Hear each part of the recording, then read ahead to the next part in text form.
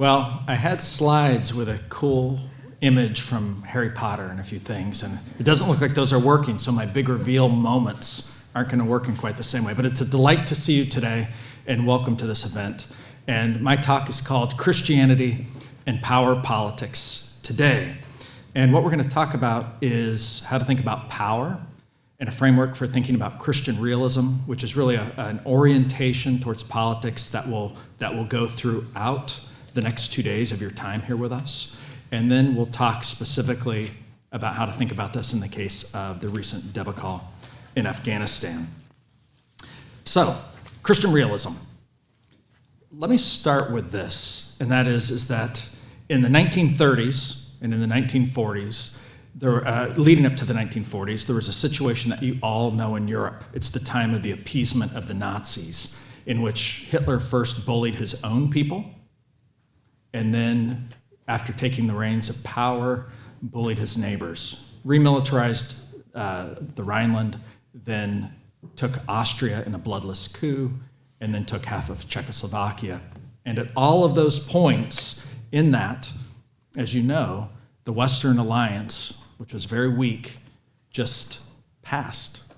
They gave away the lands of other people to preserve peace for themselves. Now, if we had cool slides, I would have told this in the story of Voldemort as well, because it's the same story, right? In those early books, J.K. Rowling has told us she based it on that time period, that in those early books, you have these children and a few people warning the country that war was looming, and people were saying, like Cornelius Fudge, the minister of magic, oh, no, there's nothing going on. There's nothing wrong. You're dramatizing the problem here. Of course, that wasn't the case. Well, in the 30s, a set of Christian scholars, led by a guy named Reinhold Niebuhr, began articulating an anti-utopian, anti-idealistic view. And this is really nothing new. For the past 2,000 years, Christians have looked at the world as it is and tried to approach politics the way that we live together in public life, law, society, politics, economics, that realm, the corporate realm, and they've applied a framework for how to think about that. And I'd like to give you 8 principles of what that framework looks like that you will find in Providence magazine if you look for 8 principles of Christian realism. Why did they have to articulate this in the 30s? It's because many Christian churches were pacifistic. The First World War had been so terrible that by the 1920s and 1930s, many Christians said, we will do anything to keep the peace, even if that means appeasing Hitler. In other words, they thought that there was some sort of way to buy off the bad guys, that there was some way to appease the bullies. And whether it's a Hitler or Darth Vader or a Voldemort, you cannot appease the bullies. So, first principle, Christian realism is a strand, for those of you who are IR poli-sci students, it's a strand of, it's a way of thinking about international relations theory. That's what we're talking about, Christian realism as a Christian approach to politics, towards realism. And that means that it's about power. So let's get this out of the way. Is power a bad thing? And the answer is no. Christians are often reluctant to talk about power. It's some sort of evil thing. It's evil manipulation. You know, how dare I? Aren't I supposed to be peaceful? Power's not a bad thing. Now, there's 3 ways to think about power. I can compel you to do what I want. I can persuade you to do what I want. Or we can communicate so that the things I want, you're persuaded that they're good for yourself. You want them for yourself. And you can see on that continuum those different types of power. Sometimes it's the military instrument. Sometimes it's the diplomatic instrument. Sometimes it's soft power of culture and ideas. But power is not a bad thing. Here's a simple definition of power. It's the ability and the resources to get something done. The ability and the resources to get something done. It's that simple. Parents, well, we think we have a lot of power. We don't always, right? Parents, firemen, doctors, teachers. There's lots of people in your life that have power, right? It's not some Machiavelli hiding in a castle, pulling all the strings for his own evil purposes like a Bond villain. Power is not necessarily a bad or evil thing. And that's an animating theme that you will see throughout this conference. And that is that there are people who are called to positions of public service who have a role to play in exercising power for the common good. That is the golden rule. Christian realism, second, is rooted in a Christian anthropology. And what I mean by that is the idea of a realistic rather than a utopian view of human nature. And we get this from St. Augustine, first and foremost. You, me, people, we have high levels of potential, right? We're made in the image of God. And we are fallen. And you cannot understand both the responsibility we have in this world as well as the limits and the fallenness of the world without recognizing those facts. That's what makes it realism. Third, Christian realism emphasizes political order in the pursuit of security and justice. You know, there's a lot of political values out there, and if the top one is always peace, no matter what the cost, you will have a lot of injustice. And so Christian realists, going back to Romans 13 and passages in the Old Testament, emphasize order in pursuit of security and justice. Fourth, Christian realism emphasizes power. We've talked about that already. Next, Christian realism criticizes collective chauvinisms, hypernationalism, communism, National Socialism, Aryanism. The types, have you noticed this? Individuals are sinful, but you get a group together, you get a mob together, and the restraints are off. And a big help in the 1940s and 50s from Christian realism was to recognize that groups are actually more prejudicial, more chauvinistic than individuals. And we need to be very, very careful about that, particularly as Christians. Next, Christian realism, like other forms of realism, doesn't only focus on individuals. It focuses on the three levels of analysis for politics. We study individuals, we study domestic politics, and we study international affairs. You can't understand World War II without Hitler, right? But Hitler didn't create everything that happened in that war. It's not just people, individuals. It's also what happened in domestic politics. For instance, the U.S. didn't get involved in that war for almost 2.5 years. Why? Because of domestic isolationist politics, right? And so you need to understand that as well. And of course, at the international level, you need to understand what happens between governments. What are their security interests? What do they value? What is motivating them? And so Christian realism doesn't only focus on individuals. It doesn't only focus on foreign policy. It focuses on those two and domestic politics. Christian realism emphasizes limits and it emphasizes restraint. What you'll find in this literature is let's be realistic, let's be prudential, let's count the cost. Let's worry a little bit about the unintended consequences of what we do.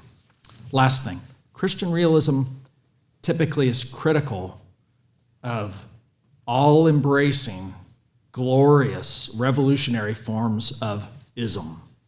Whatever that ism is, that says we've got to burn down everything from the past and then trust us. We know how to rebuild it all sparkly and new. Whether it's communism, National Socialism, the types of new communism that we see in China today, violent forms of Islamism, those types of systems that are coercive, that don't allow for human ingenuity and for freedom, the Christian realists have consistently stood against them. And when you look at the speakers for the next day and a half, what you're going to find is that these themes undergird their talks over and over and over again. Now, you might say, Patterson, you haven't quoted the Bible at all. And isn't this a Christian conference? And so let me just remind you that we have many, many examples of Christian leadership in the Old Testament. We have people who identified those types of biblical values of living up their vocation or their calling, being good stewards, being public servants, right? David, Hezekiah, Joshua, Nehemiah, Joseph, and the list goes on and on. We have some in the New Testament too. We have lots of teaching in Proverbs about being a good and wise king. A good king counts the cost before he builds a tower. A good king listens to the counsel of many advisors before going to war. We see similar things in the New Testament. And then in Romans 13, we have quite a bit of teaching about the importance of authorities in this life. So there are many, many biblical foundations for this, and we can talk more about that if you like. Well, there's a lot of ways to apply this type of thinking about the world, and especially thinking about power. I think what's been on so many of our minds recently has been the situation in Afghanistan. So what I'm going to do is I'm just going to run through a few points that have been taken from presentations recently at Pepperdine and for the board of the National Association of Evangelicals that have a power dynamic. And then I'll open up for a Q&A. So let me first say, I'm proud of the United States and our history. There are many, many times where the U.S. has been a force for good, and that's true after 9/11. We could have bombed Afghanistan back to the Stone Age, or I guess further back into the Stone Age. We could have hated the Afghan people. We could have sent a huge invading army rather than just 25,000 troops. We didn't have to spend any money trying to build schools, et cetera. And whether it's in Afghanistan or in Bosnia, and the list goes on and on, there's so many places where the American people have put out huge sums to try to help people in other parts of the world. And that's something to be proud of. Now, the president had some choices to make. He is in power. He's in a position of authority. He could have surged troops, in other words, put more troops into Afghanistan. He could have pulled everybody out, which is what he did, or he could have stayed the course. Now, it's true, and he's the one responsible to make that decision at the end of the day. Both President Trump and President Biden both wanted to get the troops out of Afghanistan. And so the Trump administration signed a 4-part deal in February of 2020 with the Taliban. And of those 4 points, the Taliban kept none of them. They kind of kept half of one, and they violated the other 3.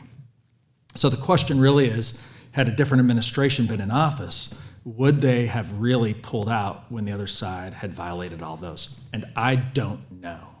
What I can say is that the Trump administration's policy was also to have a significant over-the-horizon armed presence to strike against terrorists or nefarious activity in Afghanistan, and the Biden administration is committed to having far less of that. Now, you all know, you saw it on TV. Whatever you want to call it, I would call it an abandonment. We raced out of there, surprising our Afghan allies and most of our European allies in the middle of August. And so when one power leaves, there's a vacuum. And there's a place there for other powers to step in. And so how should we think about that? Here's some observations on that. On the Tuesday of that first week of the crisis, as the U.S. is racing out, and we had 3 days without a single visit from President Biden to our TV sets, the Russian ambassador to Kabul was sitting in his office smiling over tea with a senior Taliban official.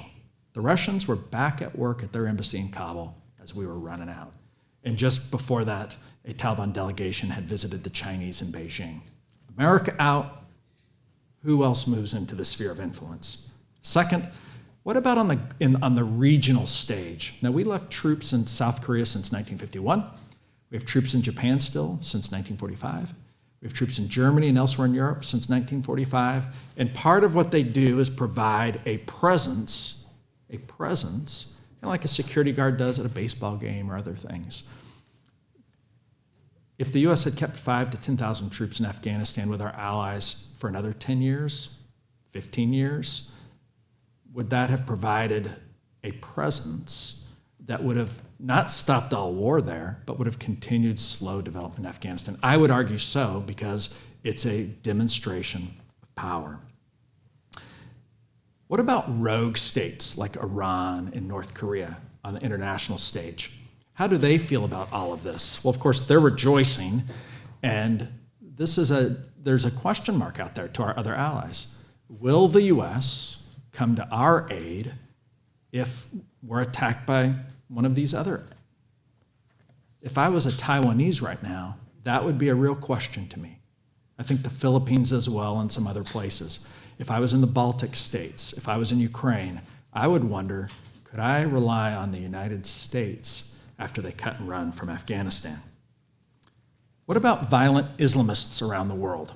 So Boko Haram in northern Nigeria, ISIS in northern Mozambique, et cetera, and you know the Middle East. What about them? Well, they saw this as a vindication that it was God's will to finally drive out the Americans. And there's a lot of rejoicing and hope. Now, here's an amazing thing. If you saw the testimony yesterday at the Pentagon, in a briefing by a senior general officer who's recently retired now as a spokesperson, he said that their new estimate for Afghanistan is that both Al-Qaeda and ISIS will have the capacity to strike from Afghanistan to American targets within the next 12 months. Yeah, it was dead silence when he said that at first. What about the Taliban itself? Here's one of those little power motifs. During the crisis in August, many American workers who are federal workers here in DC stayed at home, worked from their laptops at home, wore masks when they walked down the street. And there's the Taliban fighting a war, no masks, vigorous. I mean, the difference in the resolution about what mattered at that moment on August 17th, 2021, the things we saw on our television screens, it truly, truly demonstrates a different type of political will about what people want and what they expect. And all of that are just observations, really, about power. Now, clearly, I have a view about one way to think about this, and it's in part informed by the fact that in the 15 months before we abandoned Afghanistan, that there was not a single loss of an American military member in Afghanistan for the previous 15 months. And that evidence suggests that it was not a huge price that we were paying in terms of human life and suffering of American troops, which is what we were told in August.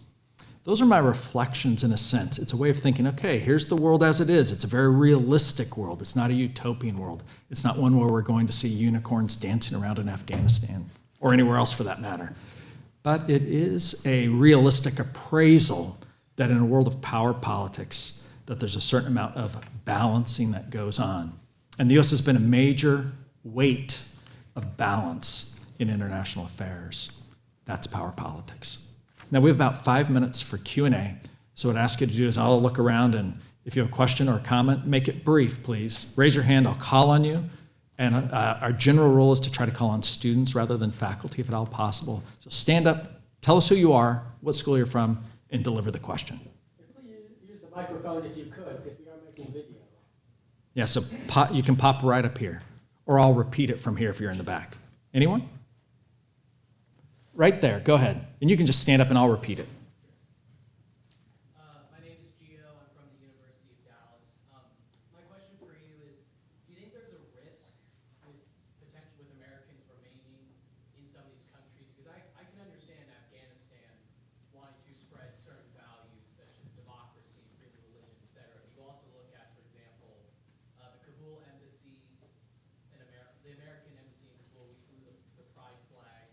At one point, United States legalized abortion. Like, do you think there's a risk of transmitting some of those values that I know many of us here would probably consider undesirable to these other countries? Yeah, so the question for the group was about, is there some risk and to American citizens in these places? And second, a related question has to do with, are we doing a certain sort of cultural imperialism at times that is particularly what I'd call hard left types of anti-family, anti-traditional marriage, anti-life types of imagery like rainbow flags and things when we're jamming that down the throats in other countries.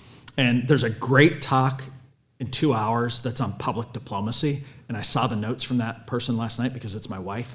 And I'm going to let her answer some of that to you. I will say 2 things. First, just briefly, I do think that there's Americans who are more vulnerable today because of this pullout than they were. Americans who are still on the ground in Afghanistan, Western humanitarians. I think that the model that the administration was working from was Joe Biden doesn't want to be Jimmy Carter and have a Tehran hostage crisis on his hands. I think that was my opinion, that was in the thinking. But when you show weakness, that makes other citizens targets in lots of other places. Now, when it comes to the public diplomacy piece, my short answer is absolutely. It's a terrible thing to jam. Some of those images were doctored, but I know for a fact that we did that in Jakarta and flew the rainbow flag in a highly religious society. It was just a slap in the face. And that's not very smart diplomacy. Diplomacy in part is respecting, it's learning about your interlocutor and respecting them, even if you disagree.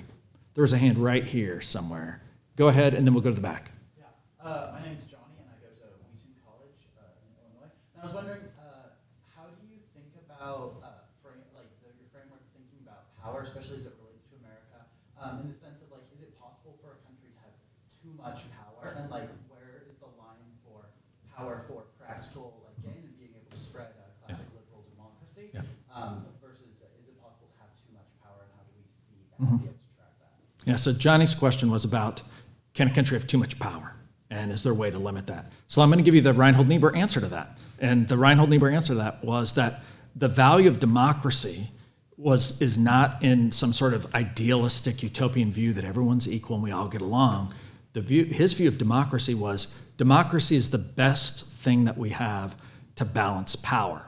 If you think about how the framers set up the U.S. Constitution, and thereby our constitutional republic, we had the states electing senators, but people electing members of the House of Representatives. We had federalism, different levels of government, with a small federal government with very, very limited power. We had checks and balances and separation of powers within the federal government. In the list, there's actually some other institutional checks as well. All of that is the way to check power. And so the first part of can a country have too much power?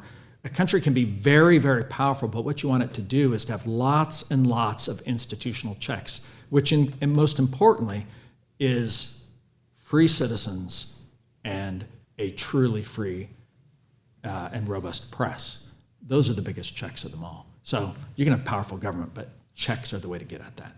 There was a hand all the way in the back behind Dr. Birdsall. I'm Mark from Regent University, and my question is, we were there for about 20 years. It didn't seem like there was any particular concrete plan that lasted through all those 20 years for developing Afghanistan. So do you think if we stayed there longer, there would have been a better plan for developing Afghanistan, or do you think turning Afghanistan into a developed country was ever really on the table? You know, what I'd really like to do is just hand this one off to Paul Miller, and especially for our Providence crowd, you know why. And but the answer to that is you're right. Repeat the question. Oh yeah. And the question had to do was there a plan for Afghanistan? Could there have been a better plan for Afghanistan, et cetera, right? I think that the simple answer to that was you're talking about 4 presidential administrations, 20 years, and something that started really as a counterterrorism operation. The first few years in Afghanistan, just to give you a sense, we had about 25,000 troops on the ground. It wasn't we're going to reconstruct this entire society. We had that same number of troops in Kosovo for a population of under 1 million for 7 years. We didn't invest early on. If this is the big if it was going to be a full nation building, et cetera, in my opinion, we didn't invest like that from the beginning. Of course, we had European allies there as well, but it wasn't that type of operation. And conditions on the ground changed. Let me just mention one. There were no suicide bombers because it's totally foreign to Afghanistan. None in 01, none in 02, none in 03. That's an imported idea that came the first time in the middle of 2007. So we were also responding to changes of conditions in the country. Mark, how much time do we have? Do I have one more? 3 minutes. Okay. Bandit? No, David, go ahead. David, Regent, so these last 2 questions have weighed pretty heavily on my mind. They kind of get at